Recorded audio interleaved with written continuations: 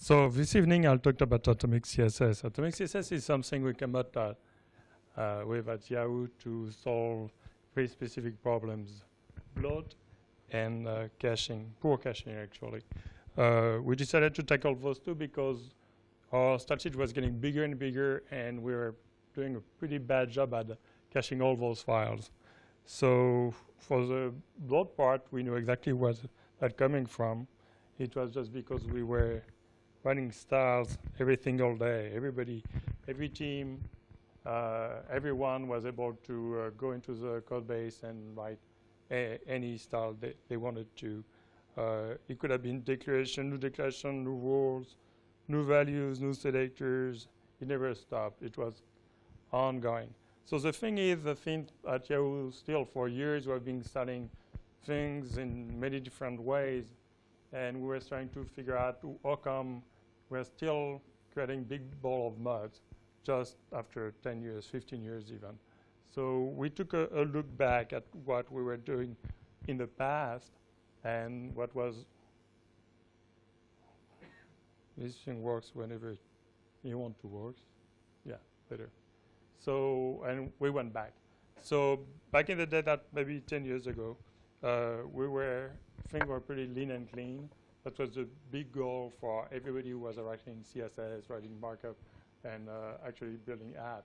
Usually we would have just one profile, in this case, class for the whole module, and we were targeting generic element. It would be, in this case, link, I, B, div, whatever. But because we have very, very light pages, we didn't need really need to have classes all over the place. So it was clean, small style sheet and everything, but it didn't really go well as soon as we were getting bigger app and more complex apps and everything, because obviously within the same profile module, we would have more div, more images, more anchors, more eyes and everything. So the only advantage of this was the specificity was pretty low, but beside that, it was not really working for well. Also, the other thing is problem he had when things are getting pretty big is that it tied everything to the markup, right? If you were changing the profile image here for a profile span or I or B or whatever, we'd have to restyle, we'd have to rewrite the CSS because actually we're not studying the same element again and again. So that helped a little bit. I mean, back in the day, of course, we didn't have those combinators and CSS3 little selectors. But if we do that, we were still tying the whole thing to the markup. And if changing the markup would require us to change our styling. And that was pretty bad. And as a side note, if you look at the right-hand side of that, you see the specificity for each one of these rules. And you can see that all over the place. We have there 1, 0, there were 2, 1, 2, 1, 2, 2, 2, 2, 3. And that's the worst case scenario when you deal with specificity. The problem with specificity is not really the fact that it's I, if we're using an ID or thing like that. I know people are scared of using ID and because it's I specificity. But this is not the problem. The problem when we deal with specificity is exactly that issue, when it's all over the place. Once you need to add a type element just to pump a little bit once it's a pseudo selector when it's going to be a class. When everything else here needs to make sure that you know exactly what to adjust to get the little over where you want, extra where you want. So from there, we went for better scoping everything we had. So we entered this class. So it was not that clean. It was not that clean, lean and clean, but at least the classes were moving away from tying the structure. And we were able to do much better. And we didn't have conflicts. We could have multiple paragraphs, multiple bodies, stuff like that without breaking anything. And even better off, if we're using a paragraph instead of the div in this case, we don't have to change anything because both paragraph and div were using the same class, right? So this is pretty much the way where we went for a few years, actually. But as a side note, the problem with this, again, is that because everything is styled within the context of profile, we're actually scoping. But as I said, by scoping, we create redundancy. Because each time we'll be reusing classes like this, I mean, declaration like this, that tied to this. So you would have to group selector or anything like that if you wanted to reuse this styling. So again, one thing that was again going this route is, as you can see, the specificity is pretty straightforward. It's 1, 0, 2, 0 for almost everything. So there is not much to complexity in dealing with specificity in this case. So then we went to no descendant selector. Actually, should be saying no contextual combinator, I mean descendant combinator. And we does anybody is familiar with BEM? Okay. So we went with this, and the advantage of that is we're just flat selector. Everything is using the same thing. We have flat selector. We don't have everything 0, 1, 0, 0, 1, 0 because actually it's one single class. But once again, even if that's pretty cool, well, it doesn't work here. It's still very cool. We have that profile that usually, and again, we have context, but the context in this scope, but promotes redundancy. So we're still on the same thing. We're making things more maintainable, but we are not fixing the bloat at all. We're still writing more CSS, more styling to our style sheet. So to recap, we went from that kind of thing, which was pretty generic and was very tied to the structure, not too much specificity. When we went with this, a bit more specificity, still manageable, but again, the scope was not too narrow. We added a combinator that helped us to just getting closer to what we call the key selectors. This is the one on the right, the item in this case. And then finally, we went with the BEM methodology, which give us just one class, flat selector, very low specificity, and we know exactly what we're studying. Again, this is really, really nice, but if you think about it, everything here, for example, I gave you, it's just always related to maintenance. Everything we try to do better was getting maintenance. Nothing in there reduced bloat. We have our style sheet as getting better, better, and better. Nothing in there helped much. And if you look at the last one, the nav item property, is definitely, you cannot use that property value anywhere because it's too tied to this. So it's a 1-1 thing, and then you're kind of stuck with it. The interesting part also in this is that in 2009, for people who are still in this business in 2000, was in business in 2009, was called the new CSS disease. This was classitis, and people would tell you that you're totally nuts if you are using that kind of approach. So just to show that 5 years earlier, this was really bad practice, and as today, this is considered as good practice. So just let's keep that in mind when we do and open our mind at new approach and new ways to do CSS. Then we moved to some abstraction, and the first person I remember coming up with this is somebody called Nicole Sullivan. I guess everybody knows Nicole Sullivan. Okay. So the media object. The media object was pretty cool because he was coming doing an approach which was kind of moving away from the content itself and actually addressing more a layout issue, right? The media object is something like this. You have a box here, and next to it you have another box, right? And they always stay next to each other. You can see that as just two symbol columns. So with this, advantage is back in the day we would have been using this, we would have called that profile module, and we get profile module this image with a float, and profile module this thing with a block formatting context. Everybody is familiar with block formatting context here? Kinda? Okay. But anyway, just so you know that media block is that. Is a float next to a block formatting context. So even if these two are not related at all in terms of content, with the media object, we can abstract that and make them exactly the same. We're getting a style sheet and we're getting a styling and rules, which mean the class on this and the class on this, as well as the class on this, and the class on the wrapper are exactly the same. We don't have a class for profile module and a class for summary module. That's exactly what we have here, right? The media is the image I showed you. The body is the wrapper. So these two share exactly the same styling. And the image itself also shares that particular styling.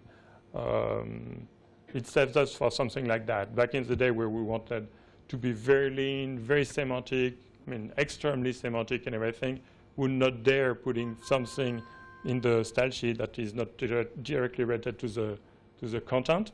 So we would actually prefer to group selectors like that, like what you have seen before, the profile and summary modules.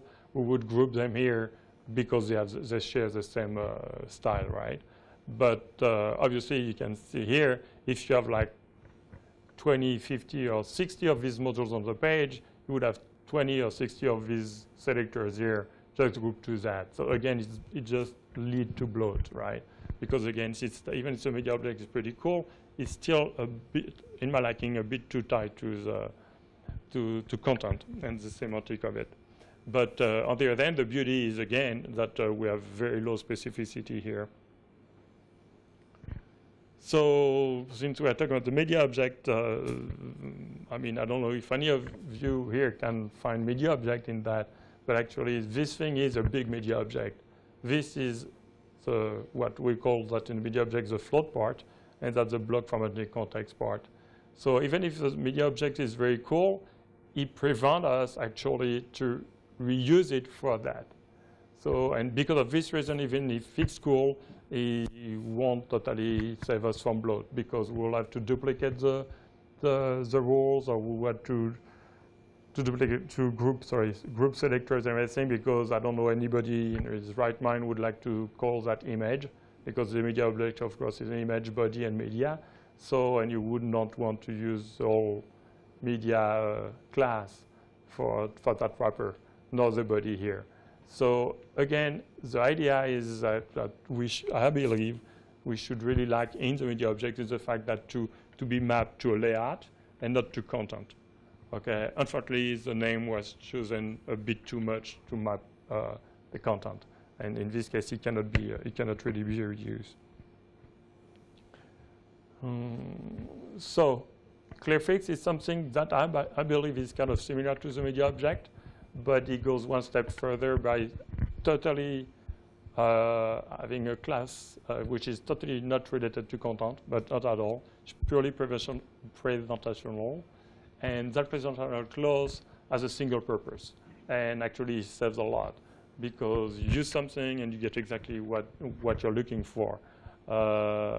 So it would come up at those styling here, those style for the declaration as exactly the same than here. If you use the ClearFix class through your markup, through many pages and everything, you will have only this existing only once in your style sheet, right? If you are purely semantic and say, well, no way I'm going to use ClearFix because it's presentational and it makes no sense, it dilutes the quality of my markup or whatever, and the separation of concern and stuff like that and everything, you would maybe end up doing things like that. So actually, I'd like to know here how many go this route versus this route. How many go with this? 2 people. How many goes with this? More people, which is good. Because, and also another problem with this is that if you use preprocessors and you use things like extend and everything, it actually promotes this thing. So again, just to show again that these kind of things are great in terms of maintenance for us. It helps us create and write CSS and making sense of our CSS we are writing and everything. But at the end of the day, if you really look at the output and what we are doing for the user, we're actually sending shitload of CSS. and huge difference sometimes in CSS, right? So this is for us, makes our life easy, but if you send a 50K or 60K, 80K style sheet to the user, that's bad performance for the user. So it just, is it for you or is it for the user? It's depending who you favor. So past that, so yeah, we wanted to maximize reuse. We wanted to stay away from, I just show you, then we wanted to make sure that everything was used and used as many times as possible, not just sandbox in one spot and nobody could be actually reusing that thing. So we wanted to move away from people writing my widget, her widget, his widget, their widget, and all these kind of things. And we end up like a lot of redundancy because a lot of identical rules, or more or less, rule pretty much identical. So the way we did that, we were trying to use class with single purpose, exactly like the thing I showed you with ClearFix. And so to do that, we did something pretty bold because we move our style sheet to HTML. Yeah, that's exactly what we did. So by doing that, we end up, I mean, when I say we move it to HTML, it's true. Now we are writing style in HTML, but we don't do the style attribute per se, right? And so we do not have something like that where we have style and the float, the width, the depth for an element. Rather, we have something like this where we have a class, we map everything here, would be mapped to this. Obviously, it's less verbose because we don't have to write with 20%. We can just simply write with dash 20%. Works the same, but much shorter and everything. And just to show that it's not that bad, is that inline styling is the good part. Okay, so this is a Venn diagram working. Inline styling, this would be it, right? And atomic CSS, what we built and what we're creating is this. So in both cases, there is pretty cool things, these two guys, the scope. If you create a style on a node, right, on any node, actually you are in that scope. You are studying that scope. There's nothing else you can break outside of that. Versus if you're studying a style in using declaration and rules or whatever in a style sheet, you're in global scope. Anything can happen, right? And actually at Yahoo, obviously teams are huge, style sheets are huge, everything is huge, and we have seen all of that. I mean, people in one team create something, believe there is no namespace collision, they're gonna go for it, or they think that nobody in the right mind would be doing the same thing they are doing because they think they're already doing something crazy, but not somebody else also is doing something crazy, and the whole thing doesn't work. So if you do two things crazy in two different markup and snippets, actually they could be crazy, but they won't interfere with each other. This one is going to be broken, this one is going to be broken, only these two will be broken, not just all style sheet and not everybody module could be broken, right? And the second thing that is pretty cool with scope, besides scope, as both with style and atomic, is that it's portable.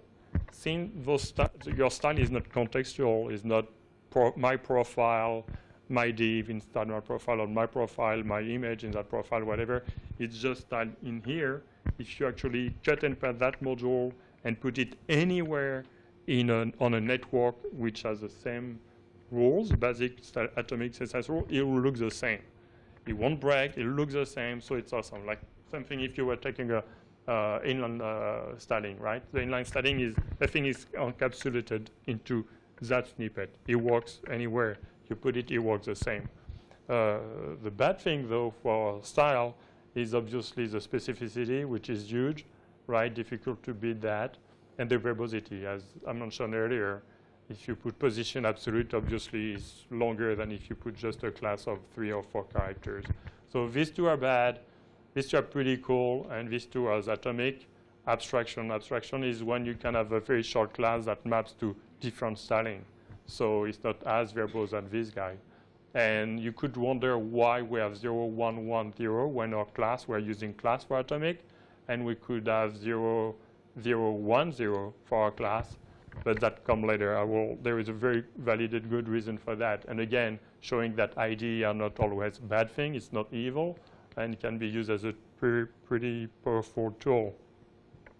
So other thing that are bad in these guys here, two things, is that besides the specificity and the verbosity, is that bytes here are not cached. So if in a style we have like 10 declarations, those 10 declarations are a lot of bytes. And if you move from one page to another, these bytes are not cached. You will bring them back again if the user is going back to the page, or another user will hit the page directly, right? The other thing is, performance-wise, is not great, because what browser usually do when they encounter the CSS in the head, they start doing the rendering tree, they do their stuff to make things work and everything, and then they come into body, and as soon as they're in body and they hit style attribute like that, they have to reassess the style. Maybe they're going to reflow, they're going to repaint stuff and everything. So at the high level of performance, it's not the best. And so that's that was the first thing that was not really that good with this. So this is Atomic. This is exactly what we do. As you can see, the only thing we have here, which is kind of semantic, is a profile. We kept that. We don't really need to, because actually in our style sheet we don't use profile, but we use it for JavaScript purpose or anything like that. We never know. Also for context. If you have a lot of things to debug and everything, you like to know which one you are dealing with. But it's not really for styling.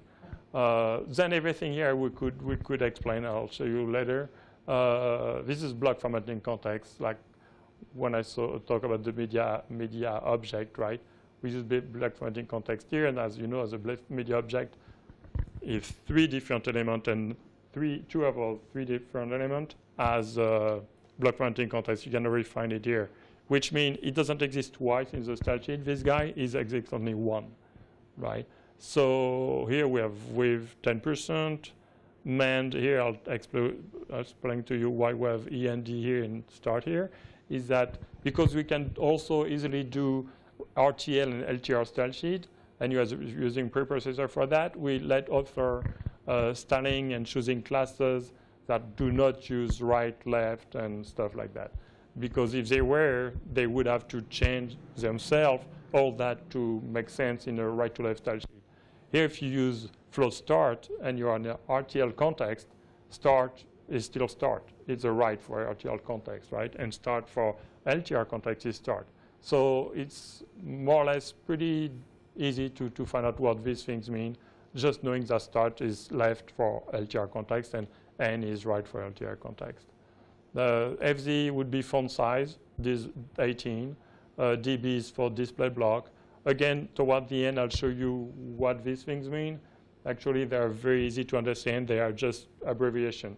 I don't know if anybody here is familiar with Emmet or Zen coding. 1, 2, 3, 4, 5, 6. OK. So if you Emmet and Zen coding is a plugin for many IDEs. And what it does, more or less, is that you write abbreviation, and it expands the whole thing for you. So in this case, you would do exactly, actually. It would be D:B, and you would in the style sheet display block. So there is nothing too much cryptic there. As long as you use the syntax of this plugin, you know exactly how to write Atomic CSS. And again, you can virtual line middle. We have everything. We have everything come up lately with cool things like that. TD-U stands for text decoration underline.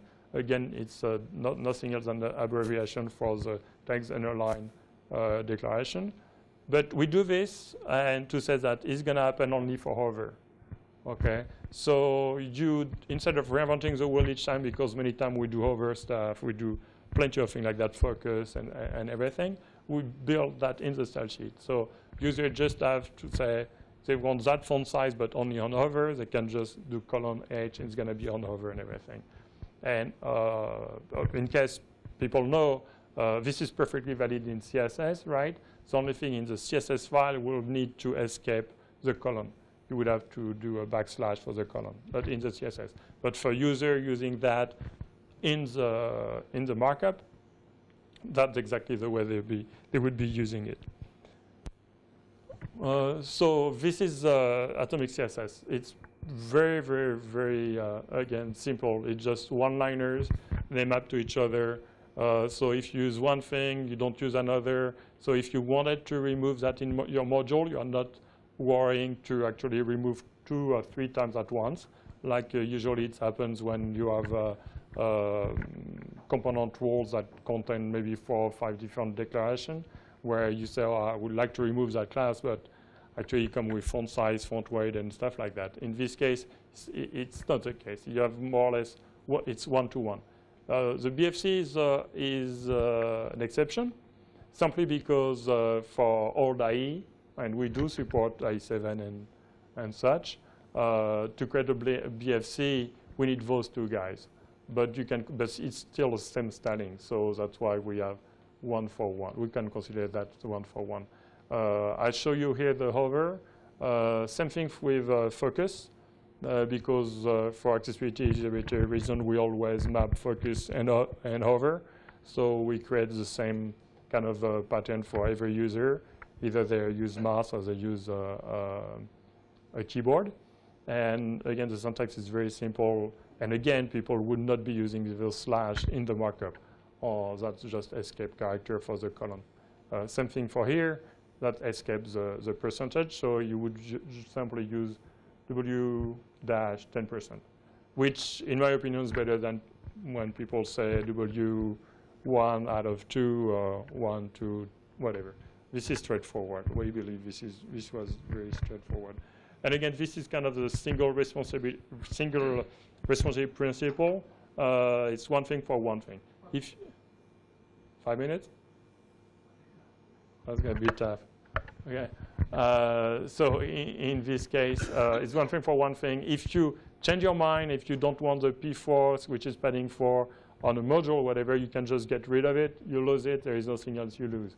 If you put it on, it's your module that has the padding 4, and since you're not in the global scope, any other modules on the page would have this kind of things for you. So I'm going to try to speed up because I'm told I'm just 5 minutes. So in this case, we have seen that before that we have different things at the summary model. It was a profile model. And like mentioned before, there's same, it's like block formatting context, right? An image and some context next to it. So the only thing here we do, and we need to do, is a different size of the font size here that we had before. And in this case, you can see it here, font size, FZ14, whatever for whatever you want. So in this case, the only thing you would be adding to the style sheet is FZ14. That's it. You don't have a selector that tied to the markup or tied to the content you have. And again, everything here, this or what you already have before is totally reusable. So in this case, we have created those 3 things that I showed before, which are more or less all block formatting context. So we can use the exact same thing, float start, because the float, it's a float, right? The block formatting context is the one next to it. The block formatting context, again, in the wrapper. And this is true for this one, too. And this is true the same for this guy, too. And the bonus here is that, like I told you before, we have float start, which is direction agnostic. If you were loading our RTL style sheet, the whole thing here would just reverse for free. You do not have to write 2 things in your style sheet. You don't have to write something for left to right, or for right to left. Doing that once, it works across the board. So non-semantic classes, so what? Because I know it's a big deal, right? So for example, we have a carousel, and we are not using a carousel class in our style sheet. So if you go to our style sheet, you don't see carousel class. But still, we have a perfect carousel working here. Actually, it's a pretty robust carousel, but I would say more robust than many that I can see in a while, because we're using display non-block with white space no wrap, which means this kind of carousel, you can simply put a wave on the items, and we'll show the item within the visible area of the carousel. You don't have to do, the float would not work with that. Position absolute would not work with that unless you throw a lot of JavaScript to make it work. But here with pure CSS, you copy paste, go home, copy paste this thing in the page, obviously mapping display inline block with 20%, white space, no wrap, reset. Reset is just removing the margin and padding on the UL, and row is something just to make a row. It will work out of the box. And if somebody wanted to do the same carousel, again, he doesn't have to go and try to make it, to create the thing himself or to reinvent the wheel or whatever. He can just come here, just copy paste the markup, put that in his page. He says, oh, I don't want to see 5 images per view. I just want to see 2. The only thing he has to do here is replace W-20 by W-50, and that's it. He has a working carousel with only 2 views per, 2 items per view. Okay, and again, he didn't write one rule in the style sheet. No, he didn't edit the style sheet, he didn't add style sheet, he didn't do anything of that. Again, presentational class can be used anyway. That's the strength of Atomic CSS, is that if you parse a style sheet, right, most of the time, if you look for font size 1.8 or whatever, you'll find these guys almost everywhere, right? But each time they are mapped to a different class, which means you need to group all those selectors to get this guy here. Okay, again, that's bloat. Versus Atomic Rule, you have this font size here at 1.8, and they can be in H1, input, I2, whatever, because none of that is related to content, so it could be really anywhere. But we're not totally crazy going the full Atomic thing. We know that semantic class also have values. So in this case, we do have a button class like everybody has, and we can also contextualize the button class in our modules and stuff like that. Mostly because if these are patterns or elements that exist almost everywhere on the page or different page and everything, of course we don't want to go all over the place to change the padding or the font size on these guys. So because we know they exist in many places, we still go this route, and it works well for us. One thing to know though, that the Atomic CSS, and that's where I told you earlier that Atomic CSS clock at 0110 in the specificity thing. It's because we want using just one class and being able to overwrite any component rule that the site could be using, right? Let's say in this case, in the her module, the button is font weight bold. But let's say for someone is asked to make an exception, they don't want the bold. So rather than editing the style sheet, that would invalidate the style and everything, he can simply use another big CSS rule that he already has, class he already has, put that in, and because they don't clock at the same value, the Atomic will win and will override that value. So that's also a matter of styling via JavaScript, via markup, and we're never writing CSS, not going to the style sheet again and again. So in fact, we use both where it makes more sense, right? These are also the helper classes. We have a ton of these, a lot of helper classes, because most of the time these guys solve the layout problem, which is never related to content, really. So there is no need for us to put a content and selectors and group selector and stuff like that. So what we do, we just go full class, which means we're pretty presentational.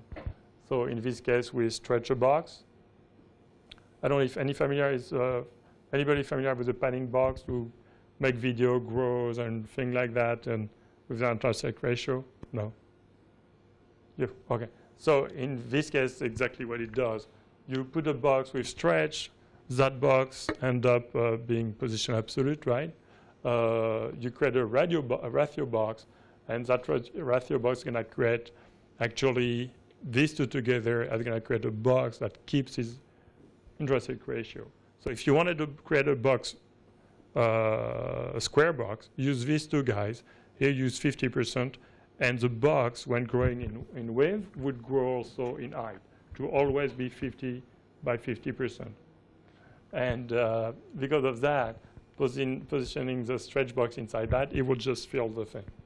So 5 minutes or less than 5 minutes? I can stop now if you want. And let me see if I have... OK, so in short, I have the good stuff coming now. So too bad. OK, so presentational classes, first, semantic class, second. With Atomic, we have 74% of our classes are purely presentational. We have only 26% that are not presentational, but that are semantics, right? So it's a very good chunk. And both together, and we have the helpers and everything, is only 18 KB. And we have learned that in the past, this is the way we were pretty much working. Like different team were working on different things, and we have 29K. I'm not listening to you. Sorry, David. Keep going. You tell me when you're really cut the mic 2 minutes. Okay. So actually, we had that kind of thing, right? A lot of style sheet. Nobody was sharing anything because actually out of these three back in the day, only two things was shared: a reset style sheet and a grid style sheet, and both of them were only 2 KB. Okay, which is nothing. On top of that, the combo was grabbing everything together, right? So which means from one side to another, nothing was shared. Worse even that because this combo contained almost every CSS for every module on a page, every guy who wanted to change a module, wave, or font, or whatever, would invalidate the whole thing, and there was no more cache. You were coming the next day because just one little thing changed, you would load something else than that. So in short, people were going from the home page to different property on their own network, right? And they would load 42K, a ton of K. And same thing across the network because we have a gazillion of websites. They will always go between 50, 60, 80K each time they were moving from one to another. So with the core style sheet that we built with Atomic, so we have Atomic, Grid, and helper class. This is now shared across all the board, all properties at Atomics. And underneath, they have their own, style sheet. That's the custom style sheet that every site is using on top of the core style sheets we provide. And we found out that within less 30K, we can build anything. We have tried many proof of concept, and with less than 30K, there is nothing you cannot build. So it's a huge gain in terms of performance, in terms of CSS we're writing every day. And this is another example. So within 30K, like homepage, we are always squeezing things because it's a homepage. So it's 25. It used to be 25K. We still squeeze 3K, almost 10% of that. It was huge gain for the My Yahoo. It was half the size for finance, and this one we still don't know, they're on transitioning. But the other good thing to see here, now we have less maintainers, because before people had to maintain a 60K style sheet, and nobody could do that, so everybody was afraid to change things in style sheet and everything. But since actually now the style sheet is very light, it's only 10K of custom style sheet, we could have 1 or 2 people really knowing what they are doing to maintain this 10K. So if it's worth to bring a new declaration or new thing. So that was good, and I can leave you with that. I have more, but I'll stay here if you want. OK, so we have less of everything. If anybody is familiar with cssstats.com, OK, then that's what you see. And again, it's pretty drastic or dramatic in English. I don't know which one of the two. But the numbers are really negative. That's big numbers. So really a lot of, much less of everything. Cheating, another one. So what's the difference? The big difference here is that when you go now to, you're on the home page, let's say, and you go to other property, instead of loading 40K, 60K, 50K, whatever, on average, you're going to load only 10K, and which is pretty nothing. So you have the drier CSS, better caching. That's the FAQ you had for you, but I'm not going to answer that. You can ask him offline, please. Okay. So that was the FAQ you had for you, and we won't go through that. So I pass that. I thought it was 45 minutes. You told me 45 minutes, no? You changed your mind? Okay.